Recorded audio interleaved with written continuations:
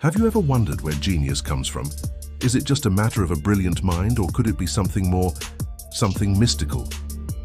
Today, we're diving deep into one of the most fascinating and debated aspects of Nikola Tesla's life, his alleged connection to the Akashic Records. Now, if you've heard of Tesla, you know he was more than just an inventor. He was a visionary, a man who saw the future and tried to build it for us. His mind produced incredible innovations, from alternating current that powers our world to concepts like wireless energy transmission that we are still trying to perfect. But where did all these revolutionary ideas come from? Tesla himself described his creative process in a very peculiar way. He spoke of having vivid visions, seeing inventions in his mind with perfect clarity, fully formed, before he ever drew a single diagram or built a prototype. He claimed he could even test these machines in his imagination, running them for weeks on end to see where they would fail. This unique ability has led many to speculate that Tesla wasn't just inventing, he was retrieving. This is where the concept of the Akashic Records comes in. In various spiritual and esoteric traditions, the Akashic Records are described as a universal filing system, a sort of cosmic library or spiritual internet. It's believed to be an energetic plane of consciousness that holds a record of every thought, event, and emotion from every soul that has ever lived. Think of it as the universe's ultimate hard drive, containing all knowledge, past, present, and even future possibilities. The theory goes that certain individuals, through deep meditation, heightened intuition, or a unique state of consciousness, can tap into this universal field of knowledge. Great minds throughout history, from ancient yogis and prophets to geniuses like Leonardo da Vinci, and, yes, Nikola Tesla, are said to have accessed this source for their inspiration and breakthroughs. So, did Tesla know about the Akashic Records? He never used that exact term publicly. However, his own words offer some tantalizing clues. Tesla spoke of a core from which he derived all his ideas. He said, "My brain is only a receiver. In the universe there is a core from which we obtain knowledge, strength, and inspiration. I have not penetrated into the secrets of this core, but I know that it exists." This sounds remarkably similar to the concept of a universal source of information, doesn't it? He saw himself as a channel, a receiver for ideas that already existed on some other plane of reality. This idea is further supported by his fascination with Eastern philosophy. Tesla was a great admirer of Swami Vivekananda, one of the first Indian spiritual leaders to bring yogic philosophies to the West. They met in the late 1890s, and Tesla was deeply intrigued by the Vedic concepts of prana, life force energy, and akasha, the foundational ether or substance of the universe. In a letter to Vivekananda, Tesla wrote about how these ancient concepts could be reconciled with modern science, suggesting he saw a link between the material world and a more subtle, energetic reality.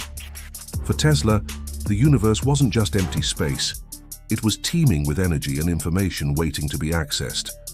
Akasha, in this Vedic sense, is the very substance from which everything is formed, and it carries the imprint of all that happens, the essence of the Akashic Records. Let's think about his creative process again. He didn't tinker or experiment in the traditional sense. He visualized. He saw a complete working motor in his mind's eye. Where did that perfect image come from? Was it just his powerful imagination, or was he downloading a blueprint from this cosmic database? Proponents of the Akashic Records theory would argue that his mind, in its heightened state of focus, tuned into the frequency of this universal library and accessed the information he needed. It explains how his ideas were often so far ahead of their time, seeming to appear out of nowhere fully realized. He wasn't just iterating on existing technology, he was pulling in something entirely new. Consider the sheer volume and complexity of his work. He held over 300 patents and conceptualized countless other inventions. His mind was a constant torrent of ideas. He often worked for days with very little sleep, driven by what he called a relentless flow of energy and visions.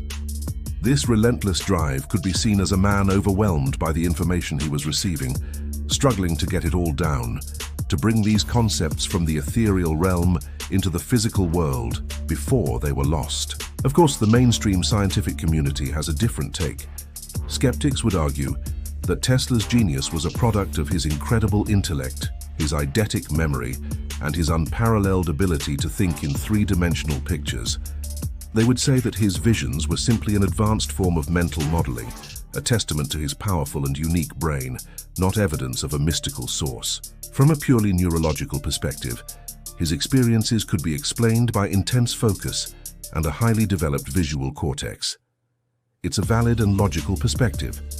There's no scientific instrument that can detect or measure the Akashic Records. Its existence remains purely in the realm of belief and personal experience. But here's where it gets interesting. Can both be true? Perhaps Tesla's unique brain structure and his disciplined mental practices were precisely what made him a perfect receiver. Maybe you need a certain kind of mind, a powerful, finely tuned instrument, to even begin to access such a field. His brain wasn't just a powerful processor, it was also a sensitive antenna, capable of picking up signals that most of us miss. This idea isn't exclusive to Tesla. Many artists, musicians, and writers describe similar experiences. They talk about ideas flowing through them, of being a vessel for a creation that seems to have a life of its own. They are in a flow state, a deep state of concentration where the sense of self dissolves and they feel connected to something larger. Could this flow state be a temporary, fleeting glimpse into the Akashic field? Ultimately, whether you believe Tesla was tapping into a mystical library of universal knowledge or was simply a one-of-a-kind genius is a matter of perspective. There's no definitive proof either way. But the story serves as a powerful reminder that the greatest mysteries are not always outside of us, but within our own consciousness. It challenges us to think beyond the conventional and consider the boundless potential of the human mind. Tesla believed the universe was a symphony of energy, frequency, and vibration.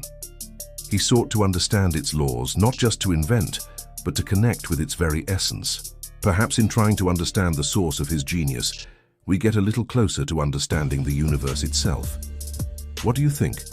Was Tesla a mystic who unlocked a cosmic secret, or a scientific genius whose mind worked in ways we still can't comprehend?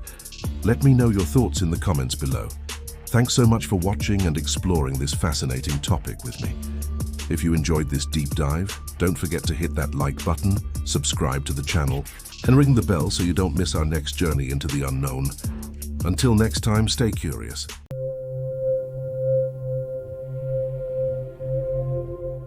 Did you know the man who lit up the world also claimed he could tear it apart? I'm talking about the one and only Nikola Tesla, a genius whose mind operated on a completely different frequency from the rest of us. We all know him for his alternating current, the Tesla coil, and his grand visions of wireless energy. But what if I told you about one of his most terrifying and perhaps most misunderstood inventions? An invention so powerful he himself destroyed it. Today we're delving into the legend of Tesla's earthquake machine. The story takes place in 1898 in Tesla's laboratory at 46 East Houston Street in New York City. Imagine this, a small, unassuming device, barely the size of an alarm clock, that you could slip into your coat pocket. This wasn't some massive, rumbling contraption. This was Tesla's mechanical oscillator. He called it the teledynamic oscillator. Its purpose was to generate vibrations or oscillations at incredibly precise frequencies. Tesla was exploring the principles of resonance, a phenomenon you probably experienced without even realizing it. Think about pushing a child on a swing. You don't just shove them randomly. You apply a small push at just the right moment in their arc. With each timed push, the swing goes higher and higher. You are matching the natural resonant frequency of the swing. A small repeated input creates a massive output. Now, imagine applying that same principle not to a swing, but to a massive steel beam, a bridge, or even an entire building.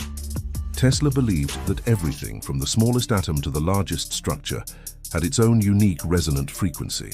If you could discover that frequency and apply a continuous vibration matching it, you could theoretically shake that object to pieces, no matter how big or strong it was. This was the terrifying potential of his little oscillator. So, one fateful day, Tesla decided to test his theory. He clamped his oscillator to a steel pillar in the basement of his lab. He flipped the switch, and the device began to hum. He started adjusting the frequency, like tuning a radio dial, searching for the building's sweet spot. At first, nothing happened, just a faint thrumming. But as he fine-tuned the frequency, a strange creaking sound began to echo through the building. The floor started to tremble. Upstairs, his assistants felt the vibrations growing stronger. Glassware rattled on shelves, equipment started to slide, and the building itself began to groan, as if in pain. The shaking intensified until the whole structure was groaning and shuddering violently. Panic set in. People on the street felt the tremors and thought an earthquake was hitting Manhattan. Police and ambulances were dispatched, swarming the neighborhood in a state of confusion. According to Tesla's own account, just as the chaos reached its peak and he feared the building would collapse, he knew he had to stop. He grabbed a sledgehammer, swung with all his might and smashed his creation to pieces. Instantly, the shaking stopped. Silence fell, broken only by the distant sirens. When the police burst in, they found Tesla calmly standing amidst the quiet, telling them it was nothing, just a little experiment. He advised them to go after real earthquakes. This event became legendary. Tesla, ever the showman, began making grand pronouncements to the press. He claimed that with a more powerful version of his oscillator and enough time, he could split the Earth in two. He wasn't talking about literally cracking the planet like an egg. He meant that by tapping into the resonant frequencies of the Earth's crust, he could induce vibrations so powerful they would mimic a catastrophic planet-wide earthquake. He envisioned his oscillator being used for more practical purposes, like locating underground mineral deposits, by analyzing vibrational feedback, a principle similar to modern seismology. But the earthquake machine headline was just too good for the papers to ignore. So was it all true? Did Tesla really almost bring down a New York skyscraper with a pocket-sized device? Well, like many stories surrounding Tesla, it's a mix of scientific fact and theatrical embellishment. The science of mechanical resonance is absolutely real. Structures do have natural frequencies, and applying a matching vibration can indeed cause them to oscillate, sometimes violently. You've probably seen the famous footage of the Tacoma Narrows Bridge in 1940, twisting and collapsing. While wind was the culprit there, it was a dramatic, real-world demonstration of resonance gone wrong. It's entirely plausible that Tesla's oscillator caused significant, alarming vibrations in his building. The structure was an old warehouse, and finding its resonant frequency might not have been that difficult for a man of his genius. However, the idea of shaking the entire Earth in half is a bit of a stretch. The amount of energy required and the dampening effects of the planet's geology would make such a feat practically impossible. The Earth is simply too massive and complex to be tuned like a single, solid object. Tesla was likely using hyperbole to capture the public's imagination and perhaps to attract investors for his other, more ambitious projects like his Wardenclyffe Tower and global wireless system. He understood the power of a good story. By painting a picture of immense controllable power, he cemented his image as a modern Prometheus, a man who could command the very forces of nature. But the story also serves as a powerful cautionary tale. Tesla recognized the destructive potential of his invention. He knew that in the wrong hands, a device designed to prospect for minerals could be turned into a terrifying weapon. His decision to destroy the oscillator, if the story is true, shows a level of responsibility that is often debated in scientific circles today. When is a discovery too dangerous to pursue? At what point must a creator take responsibility for the potential misuse of their creation? The legend of the earthquake machine lives on, not just because it's a cool story about a mad scientist, but because it touches on these deep questions. It encapsulates the duality of Tesla himself, the brilliant inventor and the master showman, the visionary who wanted to power the world for free and the man who claimed he could shatter it. It is a testament to a mind that wasn't just thinking about the next quarter's profits, but about the fundamental forces that govern our universe. While we may never have a real-life earthquake machine, the principles Tesla explored are alive and well. Engineers and architects now meticulously calculate and design buildings and bridges to avoid or dampen harmful resonant frequencies. Seismologists use advanced vibrational technology to study our planet. Tesla's little oscillator, whether it was a near catastrophe or a clever piece of PR, was a glimpse into a future he was actively inventing. It reminds us that sometimes the most world-changing ideas can start with a small humming box in a dusty New York basement. Thank you so much for watching. What do you think? Was Tesla a responsible genius or just a brilliant storyteller? Let me know your thoughts in the comments below. And if you enjoyed this journey into the mind of a master inventor, please consider hitting that like button and subscribing for more stories from the history of science and technology. See you in the next one.